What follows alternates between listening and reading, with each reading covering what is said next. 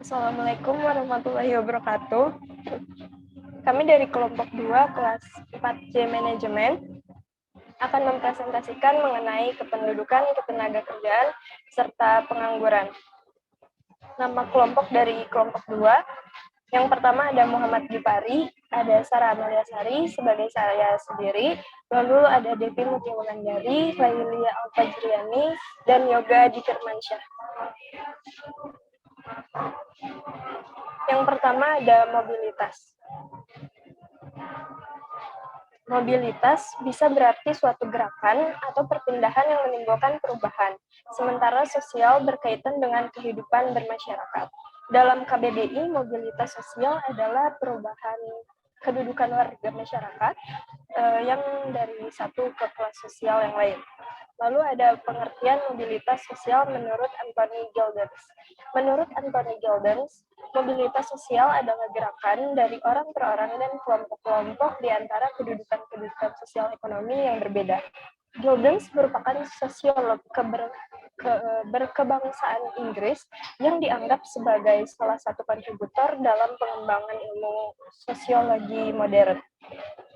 Pengertian mobilitas sosial menurut Pitirim Asorokin menyatakan bahwa mobilitas sosial dapat dilakukan melalui beberapa saluran yang disebut sirkulasi sosial, yang dapat berupa angkatan bersenjata, lembaga keagamaan, lembaga kependidikan, organisasi politik, dan organisasi keahlian. Lalu ada bentuk mobilitas sosial. Yang pertama ada mobilitas sosial vertikal, yang merupakan perubahan kedudukan sosial dalam posisi yang tidak sederajat. Jenis mobilitas ini dibagi menjadi dua. Yang pertama ada social sinking atau gerak mobilitas sosial ke bawah, yaitu perubahan kedudukan sosial dari kedudukan tinggi ke kedudukan yang lebih rendah. Lalu ada contohnya, yaitu pegawai kantor yang melakukan korupsi lalu dipecat. Lalu ada social climbing atau gerak mobilitas sosial ke atas, yakni perubahan kedudukan sosial dari posisi rendah ke posisi yang tinggi. Contohnya adalah warga yang diangkat jadi ketua RT, staf yang bisa diangkat menjadi manajer.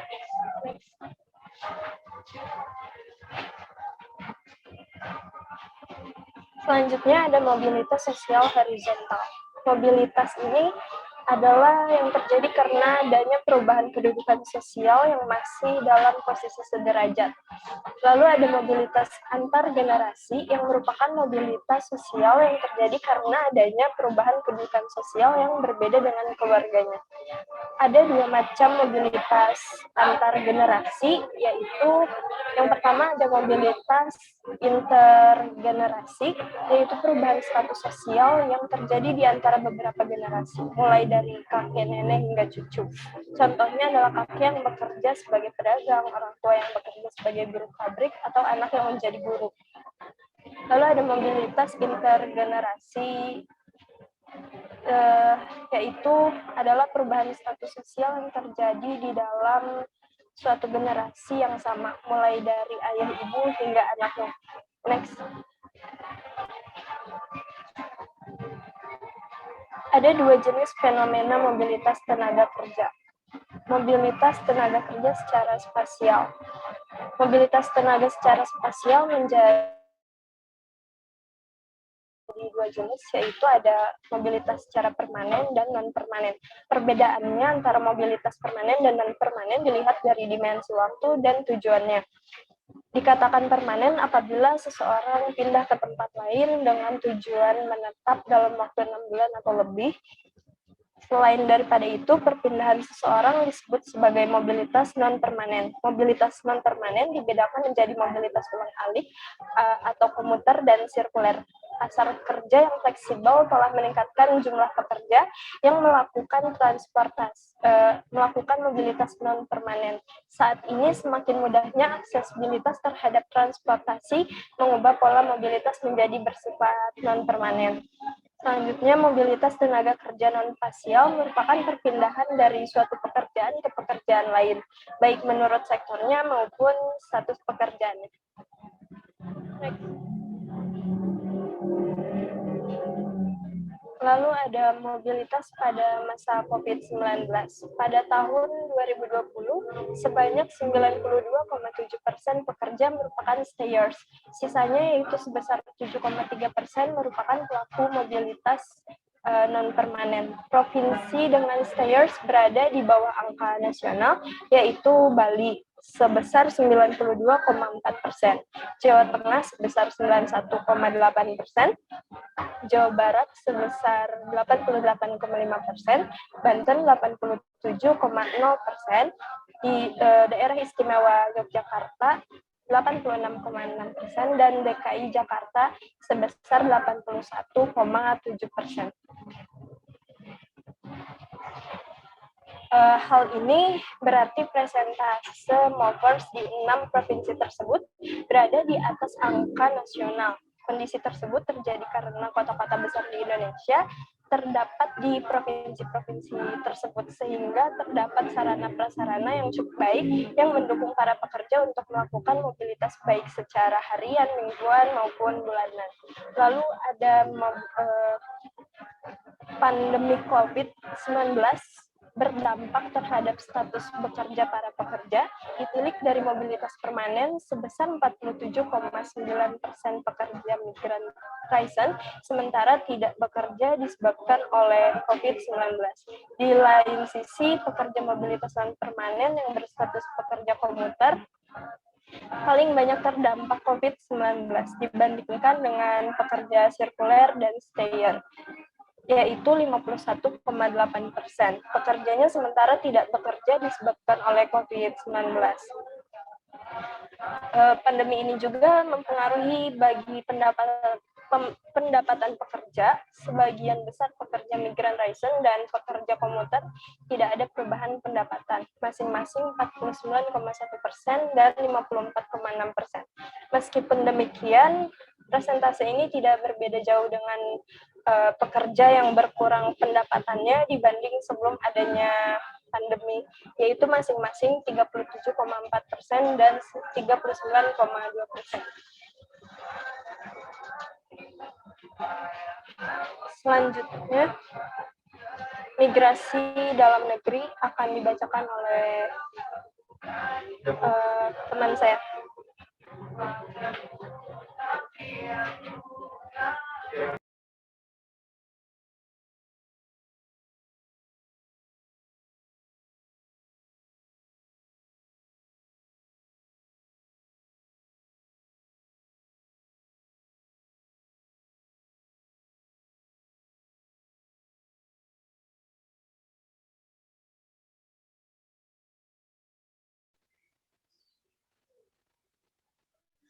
Migrasi dalam negeri merupakan perpindahan penduduk dari satu daerah ke daerah lainnya, namun masih dalam satu wilayah negara.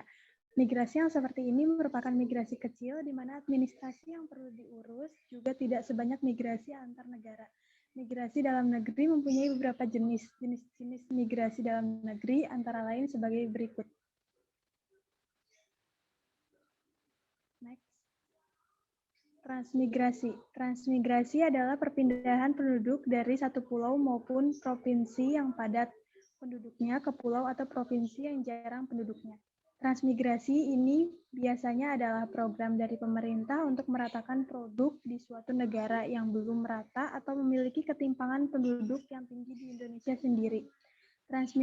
Transmigrasi sudah dilaksanakan sejak zaman kolonial Belanda pada tahun 1905. Pada zaman dahulu, namanya adalah kolonisasi yang mempunyai tujuan untuk memenuhi kebutuhan tenaga kerja dengan upah yang murah di perkebunan milik Belanda yang berada di luar Pulau Jawa. Transmigrasi dibagi menjadi beberapa jenis lagi, di antaranya transmigrasi bedol desa. Faktor penyebab terjadinya transmigrasi, yang pertama, persebaran penduduk yang tidak merata, taraf hidup penduduk yang masih rendah, terjadinya bencana alam, dan kepadatan penduduk. Menurut bentuknya, transmigrasi dibedakan menjadi 13 sebagai berikut. Yang pertama, transmigrasi keluarga, itu perpindahan penduduk karena ada keluarga yang sudah menetap di daerah tujuan. Yang kedua, transmigrasi khusus, perpindahan dengan tujuan khusus, misalnya transmigrasi sebagai upaya penanggulangan bencana. Yang ketiga, transmigrasi umum, perpindahan yang difasilitasi pemerintah. Yang keempat, transmigrasi lokal, perpindahan penduduk dalam satu provinsi. Yang kelima, transmigrasi spontan, perpindahan atas kehendak sendiri. Yang keenam, bedol desa, perpindahan penduduk dari satu desa beserta aparat dan perangkat desa lainnya. Yang ketujuh, transmigrasi swakarsa, perpindahan penduduk dengan biaya ditanggung pihak di luar pemerintah. Yang kedelapan, transmigrasi sektoral, perpindahan petani teladan atas biaya Departemen Dalam Negeri, Departemen Transmigrasi, dan pemerintah daerah. Yang kesembilan, transmigrasi padat karya, perpindahan untuk mengerjakan proyek pembangunan daerah. Yang kesepuluh, evakuasi, perpindahan akibat bencana alam atau peperangan. Yang kesebelas, forentisme, perpindahan sementara karena pekerjaan. Ke-12, turisme, perpindahan dengan tujuan rekreasi.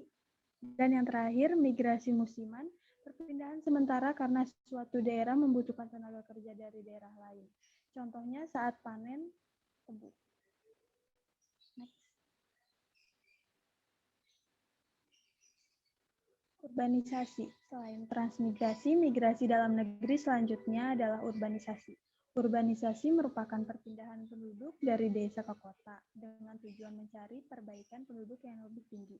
Ada beberapa faktor yang mendorong seseorang melakukan urbanisasi. Faktor-faktor tersebut bisa berasal dari daerah tempat asal maupun daerah tujuan. Selanjutnya akan dibacakan oleh Devi.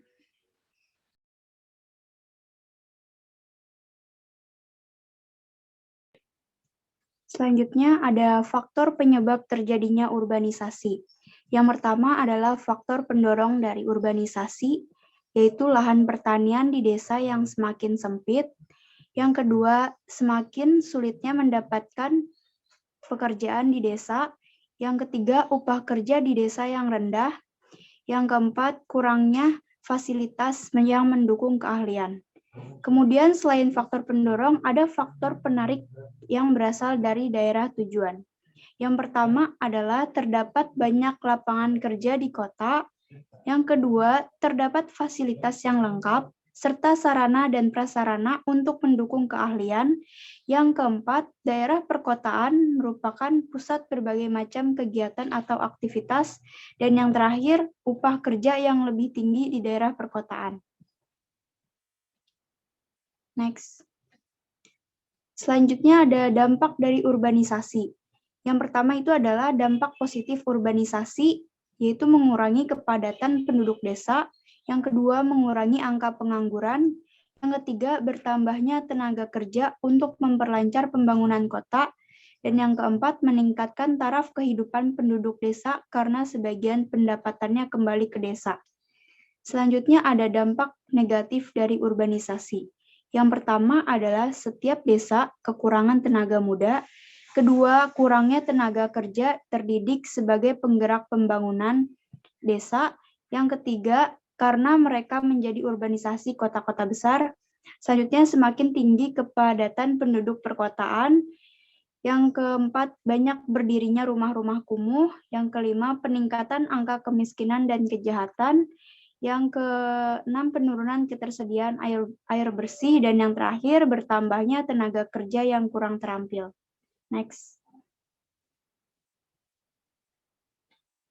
Kemudian ada ruralisasi. Ruralisasi merupakan kebalikan dari urbanisasi. Yang dimaksud dengan ruralisasi itu adalah perpindahan penduduk dari kota ke desa untuk tujuan menetap. Biasanya hal ini dilakukan oleh orang-orang kota yang ingin menghabiskan masa tua di pedesaan atau ingin membesarkan anaknya di lingkungan pedesaan karena di perkotaan yang terlalu sibuk. Next. Selanjutnya ada faktor pendorong dari ruralisasi. Nah, yang pertama itu adalah masyarakat kota yang jenuh dengan situasi dan kondisi di perkotaan. Yang kedua, semakin mahalnya lahan di perkotaan, sehingga banyak masyarakat kota yang tidak dapat memiliki lahan di kota. Yang ketiga, adanya keinginan masyarakat kota untuk kembali ke desa asalnya dan memajukan desanya tersebut. Dan yang keempat, sebagian masyarakat kota pindah ke pedesaan karena merasa tidak sanggup mengikuti dinamika kehidupan di perkotaan. Next. Selanjutnya ada dampak dari ruralisasi. Dampak positifnya itu yang pertama adalah masyarakat dapat menciptakan usaha sendiri, misalnya seperti berjualan. Hal ini cenderung sulit dilakukan di perkotaan karena persaingan yang sangat ketat. Yang kedua, udara pedesaan yang jauh lebih sehat ketimbang di perkotaan membantu tubuh tetap bugar. Yang ketiga, masyarakat yang melakukan ruralisasi pada umumnya dapat mempengaruhi kehidupan masyarakat di desa, sehingga masyarakat desa mengalami modernisasi. Yang keempat, penduduk kota yang melakukan ruralisasi dapat membeli lahan di pedesaan dengan harga yang lebih terjangkau. Kemudian ada dampak negatif dari ruralisasi. Yang pertama adalah jumlah konsumen di perkotaan semakin berkurang karena kepadatan penduduk berkurang. Yang kedua, cara berpakaian masyarakat kota yang pindah ke desa akan menyebabkan perubahan budaya kesopanan pada masyarakat pedesaan. Dan yang terakhir, harga kebutuhan pokok di pedesaan akan meningkat seiring dengan meningkatnya jumlah penduduk di desa tersebut akibat ruralisasi. Selanjutnya akan dijelaskan oleh Yoga.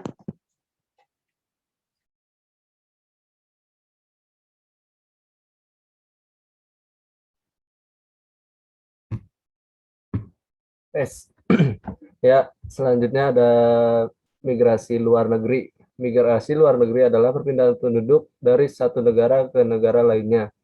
Sehingga migrasi jenis ini termasuk ke dalam golongan migrasi yang besar. Administrasinya lebih kompleks.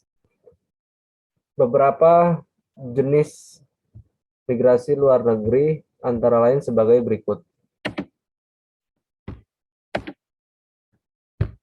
Imigrasi adalah masuknya penduduk dari satu negara ke negara lainnya. Sebagai contoh adalah banyaknya pendatang dari Tiongkok ke Indonesia. Orang yang melakukan imigrasi disebut sebagai imigran. Para imigran melakukan imigrasi atas berbagai kepentingan dan tujuan.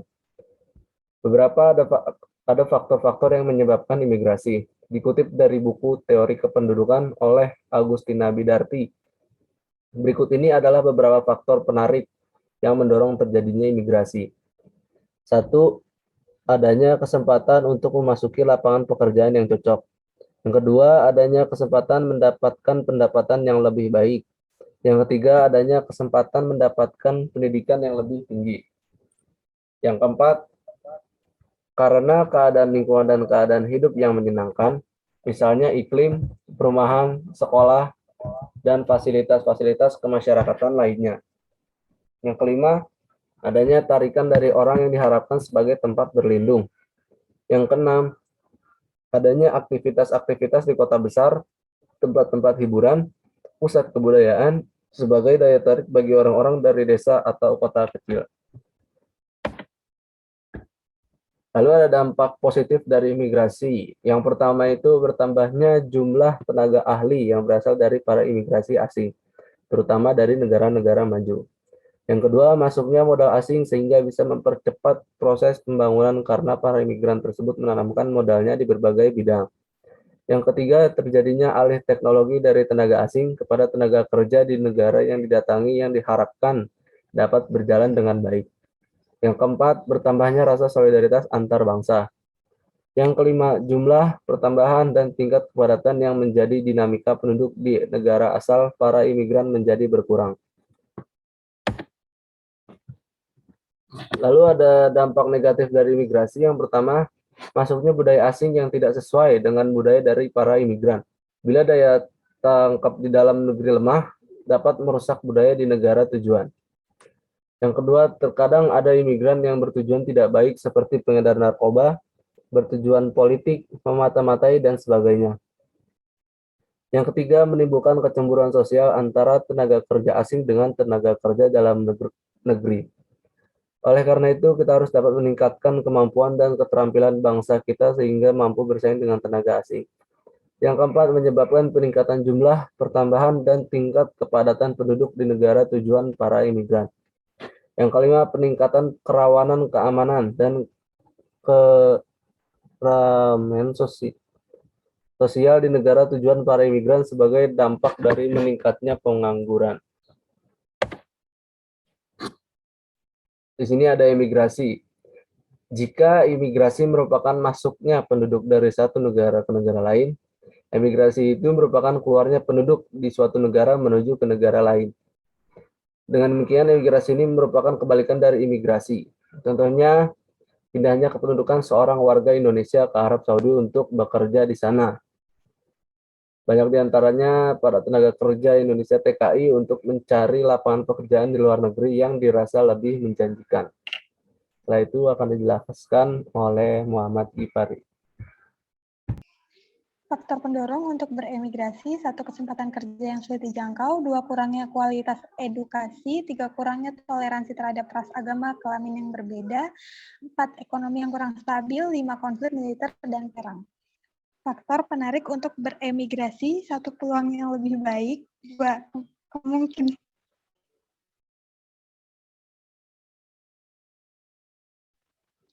kemungkinan lebih besar untuk mendapatkan upah yang lebih tinggi, 3. Program kesejahteraan yang lebih baik, fasilitas pendidikan yang lebih baik, keamanan yang terjamin.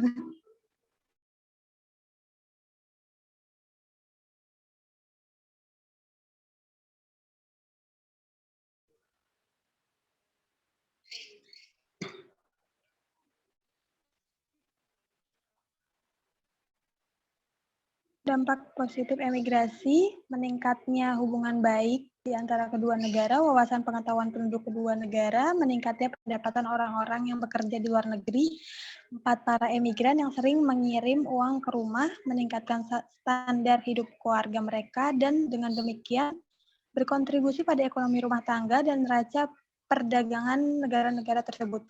Dampak negatif emigrasi: 1. Kesulitan emosional dan psikologis, 2. Kesulitan yang melekat ketika pindah ke tempat baru, 3. Menghadapi stigma atau diskriminasi karena imigran adalah orang asing, 4. Kesulitan dalam mencari teman baru dan lingkaran sosial baru.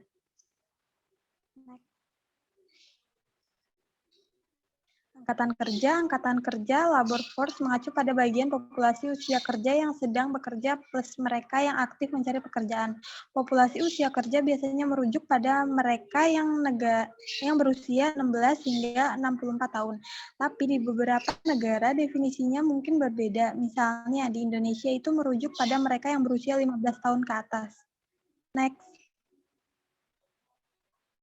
Bukan angkatan kerja adalah penduduk usia kerja 15 tahun dan lebih yang masih sekolah, mengurus rumah tangga, atau melaksanakan